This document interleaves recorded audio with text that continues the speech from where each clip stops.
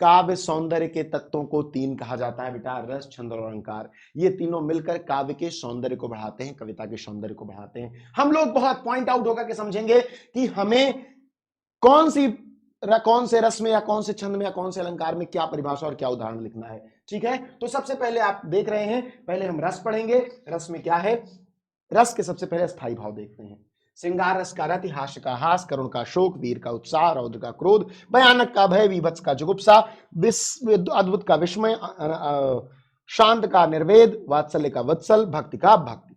ठीक है, अब एक बात और ध्यान से आप समझ लीजिए, इसका आप स्क्रीनशॉट लेके रख लीजिए। ये स्थायी भाव है, इनकी आवश्यकता किसमें पड़ती है परिभाषा लिखने में, कैसे, आइए देखते हैं।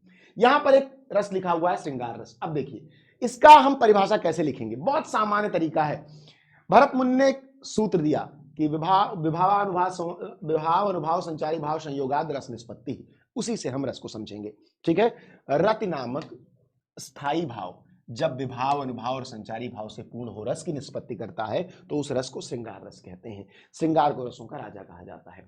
अब यदि मैं ये अस्थाई भाव और ये रस बदल दूं, बस वही परिभाषा बदलना है। हास नामक स्थायी भाव होगा तो हास्य रस, शोक नामक स्थायी भाव तो करुण रस, उत्साह नामक स्थायी भाव तो वीर रस, निर्वेद नामक स्थायी भाव तो शांत रस, यही हो जाएगा। श्रृंगार रस दो प्रकार का होता है। जब भी आप श्रृंगार रस परीक्षा में लिखोगे तो दोनों प्रकार के रसों का उदाहरण देना पड़ेगा, संयोग श्रृंगार और वियोग श्रृंगार। संयोग श्रृंगार में क्या है? कौन हो तुम वसंत के दूत, विरस पतझड़ में अति सुकुमार, घन तिमिर में चपला की रेख, तपन में शीतल मंद बयार। ये श्रद्धा और मनु से लिया गया है। वियोग श्रृंगार में क्या है? मेरे प्यारे नव जलद से कंज से नेत्र वाले, जाके आए न मधुबन से और न भेजा संदेशा, मैं रो रो के प्रिय विरह में पावली हो रही हूं, जाके मेरी सब दुख कथा श्याम को तू सुना दे। ये प्रिय प्रवास से है, जिसे अयोध्या सिंह उपाध्याय हरिओद ने लिखा है, जो पवन दूतिका से आपके नाम से आपके सिलेबस में है, ये श्रद्धामन के नाम से आपके सिलेबस में है, कामायनी का है। ठीक है, तो इस तरह आपका श्रृंगार रस हो गया। जल्दी जल्दी हमें पढ़ना है, सारा कंप्लीट कर लेना है और ट्रिक से समझ लेना है, 6 नंबर आपके पक्के कर लेने हैं। हास्य रस, हास नामक स्थायी भाव जब विभाव अनुभाव संचारी भाव से पूर्ण हो रस की निष्पत्ति करता है तो उसे हास्य रस कहते हैं। उदाहरण देखिए, हाथी जैसा देह, गैंडे जैसी खाल, तरबूजे सी खोपड़ी, खरबूजे से बाल। थोड़ा मजाकिया लगना चाहिए। अब कपिल शर्मा का जोक तो है नहीं कि हंसी आ जाएगी, लेकिन थोड़ा मजाकिया लगेगा तो भी चलेगा। ठीक है, अगला क्या है? जल्दी जल्दी, क्योंकि इसमें कुछ भी नहीं है, मैं आपको बता चुका हूं। देखो यहाँ केवल शोक और करुण बदल रहा है, बाकी सब वही है। शोक नामक स्थायी भाव जब विभाव भाव संचारी भाव से परिपूर्ण होता है तो करुण रस की निष्पत्ति करता है। हे यार रहा क्या भरत अभीप्स तब भी, मिल गया कंटक राज उसे जब तब भी। ये लाइनें साकेत में है आपके सिलेबस में, कई का अनुताप से हैं। ठीक है, साकेत से हैं। किसने लिखा है? मैथिली शरण गुप्त ने। भरत दुखी हैं और वे क्षोभ में राम से कहते हैं कि मेरी इच्छाओं का सब कुछ मुझे मिल गया, अब भी क्या मुझे कोई परेशानी होनी चाहिए?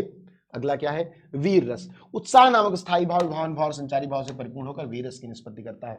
कितनी सरल परिभाषा है। साज चतुरंग सैन रंग में उमंग धारी, सरजा शिवाजी जंग जीतन चलत हैं, भूषण भनत नाद बिहद नगारन के, नदी नद मद गैवरल के रलत हैं। शिवा बावनी की ये पंक्तियां हैं। किसने लिखा है? महाकवि भूषण ने लिखा है। ठीक है, भूषण ने लिखा है, शिवा बावनी की पंक्तियां हैं। ठीक है, शिवाजी के युद्ध के समय युद्ध के लिए जाने का की चर्चा हो रही है। अगला क्या है बेटा? अगला है निर्वेद। निर्वेद क्या है? जब आप शांत की अवस्था में हो। निर्वेद नामक स्थायी भाव जब विभाव भाव संचारी भाव से परिपूर्ण होता है तो शांत रस की निष्पत्ति करता है। माटी कहे कुमार से, तू क्या रोंदे मुए, एक दिन ऐसा आएगा मैं रोंदूंगी तोए। ठीक है, ये आपके रस हो गए। रस खत्म, 5 मिनट में रस खत्म। और ये आपके सिलेबस में आएंगे, पूरा यही आएगा, यही उदाहरण, यही परिभाषा लिखनी है आपको। छंद क्या है? सबका स्क्रीनशॉट भी लेते चलो। ठीक है, सबका स्क्रीनशॉट लेते चलो। काव्य सौंदर्य के तत्वों में दूसरा तत्व छंद का है। 4 छंद आपको पढ़ने हैं, चौपाई, दोहा, सोरठा, कुंडलिया। चौपाई क्या है? चौपाई एक सममात्रिक छंद है, अर्थात प्रत्येक चरण में इसकी मात्राएं समान होती हैं। ठीक है, 3 और 4।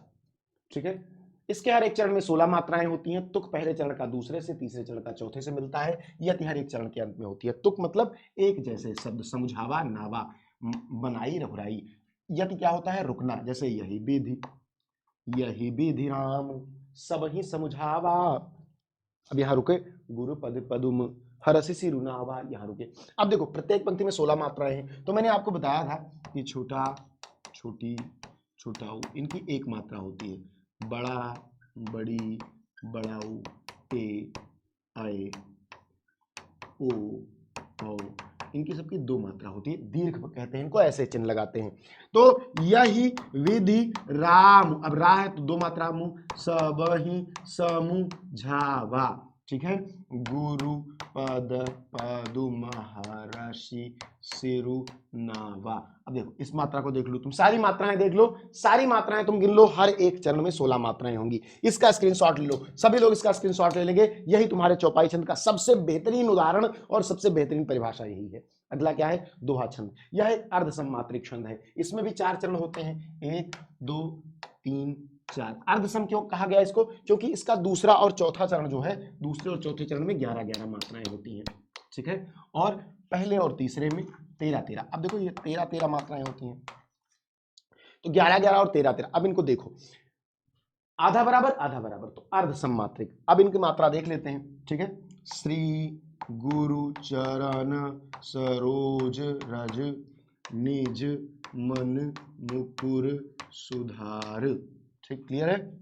अब इनको गिनोगे तो ये 13 है, ये 11 है, गिन लो। और मात्रा पेपर में लगानी होती है, मात्रा जरूर लगाना, उदाहरण लिखना, तो तुम्हें पूरे नंबर मिलेंगे। दोहा छंद और परिभाषा पहचान, इसका स्क्रीनशॉट ले लो, ये बहुत इंपॉर्टेंट है। अगला क्या है, सोरठा छंद, परिभाषा और पहचान। यह अर्ध सम्मात्रिक छंद है, यह क्या है, अर्ध सम्मात्रिक छंद है। यह दोहे का ठीक उल्टा होता है, इसमें 4 चरण होते हैं, दोहे के ठीक, ये दोहे का ठीक विपरीत है। अब 1 2 3 4, पहले 1 और 3 में 13-13 मात्राएं थी, इनमें 11-11 हो जाएंगी। 2 और 4 में 11-11 थी, इनमें 13-13 हो जाएंगी, बस यही बदलेगा, ठीक है। अब देख लो, जेहि सुमिरत सिद्ध होए गणनायक करिवर बदन। आओ मात्रा लगा करके देख लेते हैं कि सही है कि नहीं।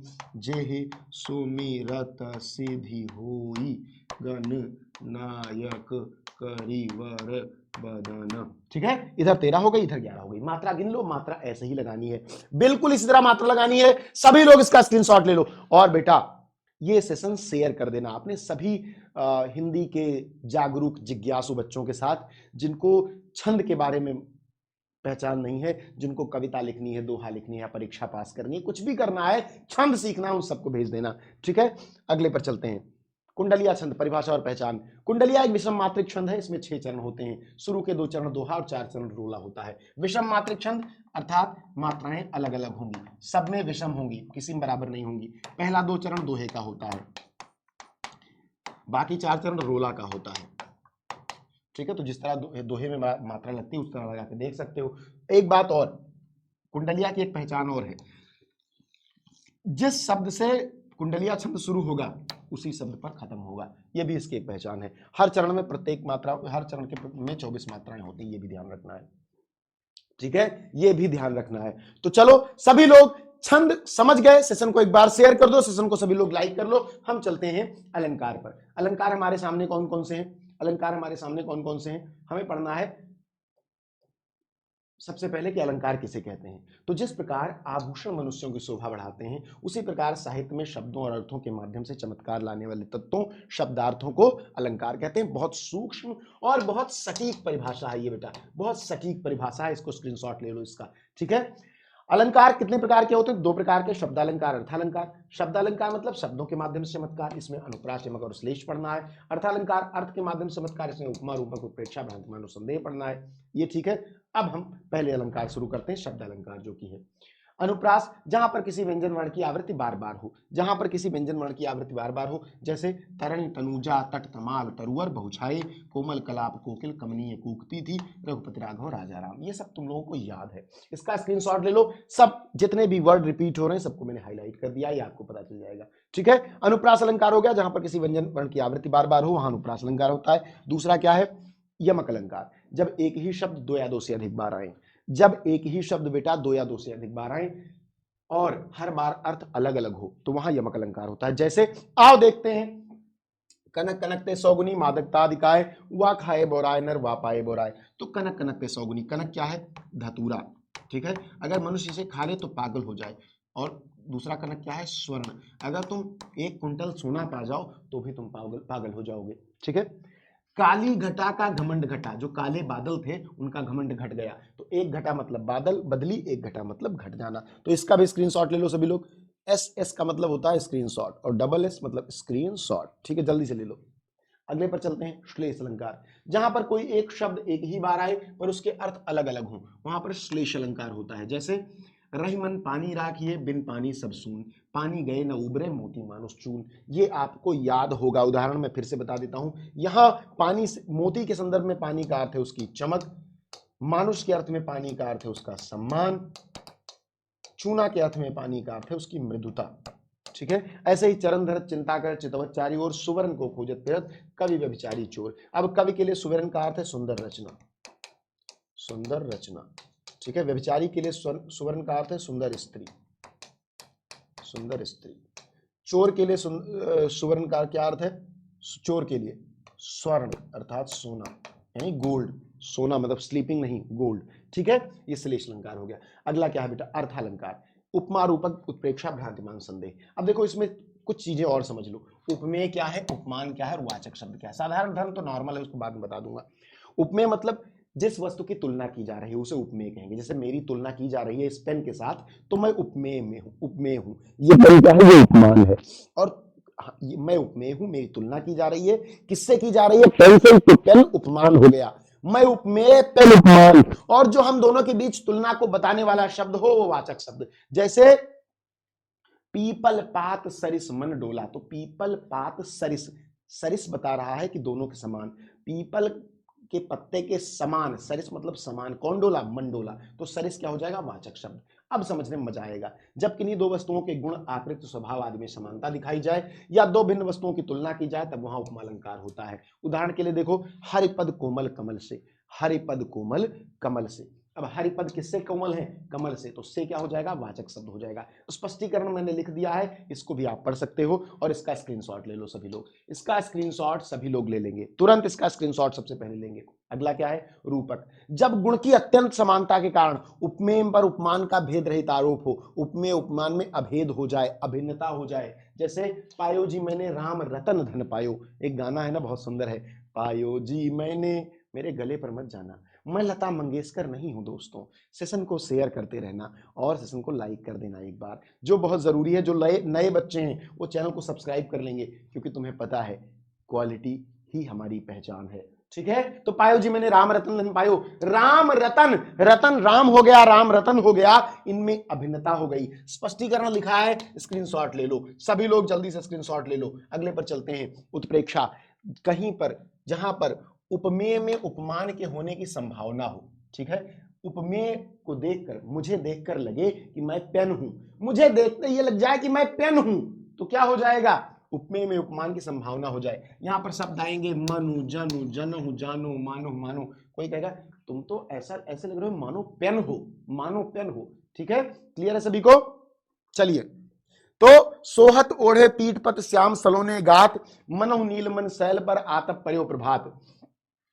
कृष्ण जी पीले वस्त्रों को पहनकर ऐसे लग रहे हैं जैसे कि किसी नीली शिला पर सूर्य की पहली किरण पड़ी हो। ठीक है, तो यहां पर भी स्पष्टीकरण मैंने लिख दिया है। भगवान श्री कृष्ण के पीले वस्त्रों की शोभा को नीलमणि पर्वत पर शोभा के पड़ने वाली सूर्य की आभा जैसा होने की संभावना की जा रही है। स्क्रीनशॉट ले लो मेरे बच्चे, स्क्रीनशॉट ले लेंगे सभी। बहुत, इससे सुंदर आपको नहीं मिल सकता कहीं पर, इससे सुंदर आपको कहीं नहीं मिल सकता। चलिए अगला क्या है? भ्रांतिमान। जब उपमेय में उपमान के होने का भ्रम हो जाता है, अर्थात जहां एक वस्तु को देखने पर दूसरी वस्तु का भ्रम हो जाता है, वहां भ्रांतिमान अलंकार होता है। मैंने किसी को देखा और मुझे कुछ दूसरा होने का भ्रम हो गया। जैसे कपि करि हृदय विचार, दीन मुद्रिका डारी तब जनु अशोक अंगार, दीन हरस उठ कर गयो। ये कहां की लाइन है? ये कहां की लाइन है? ये कहां की लाइन है? ये कहां की लाइन है? बताओ सभी लोग, कमेंट करके मुझे ये बता देना कि ये कहां की लाइन है। ये सुंदरकांड की लाइन है। हनुमान जी अशोक के वृक्ष पर बैठे हैं, तो जो बहुत परेशान हो जाती हैं कि सीता जी कहती हैं कि हरहु मम शोका, अशोक से कहती हैं कि तुम अपने नाम को सार्थक करो और मेरा शोक हर लो। तब वे मुद्रिका गिरा देते हैं, तो जन अशोक अंगार। सीता जी को ऐसा लगा कि अशोक ने अंगार गिराया है। सीए हर्ष से उठ कर गए हो, सीता जी ने हर्ष के साथ उठकर उठ से उठा लिया। स्पष्टीकरण लिखा है यहाँ पर, सीता जी राम की हरि हीरक जटित अंगूठी को अशोक वृक्ष द्वारा प्रदत्त अंगारा समझकर उठा लेती हैं। अंगूठी में अंगारे का निश्चयात्मक ज्ञान होने के कारण यह भ्रांतिमान अलंकार है। तुरंत स्क्रीनशॉट लो इसका, तुरंत स्क्रीनशॉट लो। अगले पर चलो, संदेह अलंकार। जब उपमेय में उपमेय और उपमान में समता देखकर यह निश्चय नहीं हो पाता कि उपमान वास्तव में उपमेय है या नहीं, अर्थात जहां पर किसी व्यक्ति या वस्तु को देखकर संशय बना रहे, वहां संदेह अलंकार है। ठीक है, अब संशय कैसे बना है, बहुत प्रसिद्ध लाइन है, नारी बीच सारी है कि सारी बीच नारी है, कि नारी ही की सारी है कि सारी ही की नारी है। साड़ी के बीच नारी है या नारी के बीच साड़ी, इसका निश्चय नहीं हो पाने के कारण यहां संदेह अलंकार है। ठीक है, तो ये आपके परीक्षा के महत्वपूर्ण अलंकार हैं। सभी लोग इसे अपने सभी साथियों के साथ शेयर करेंगे, व्हाट्सएप, स्टेटस, टेलीग्राम, सब जगह शेयर कर दो और चैनल को सब्सक्राइब कर लो। यदि नए हो, सेशन को लाइक करके जाना और कमेंट सेक्शन में बता के जाओ कि व्याकरण का कौन सा टॉपिक तुम्हें कठिन लगता है, मैं तुम्हारे लिए क्लासेस लेकर के आऊंगा। बाकी मिलते रहेंगे नेक्स्ट क्लासेस में। बहुत बहुत धन्यवाद।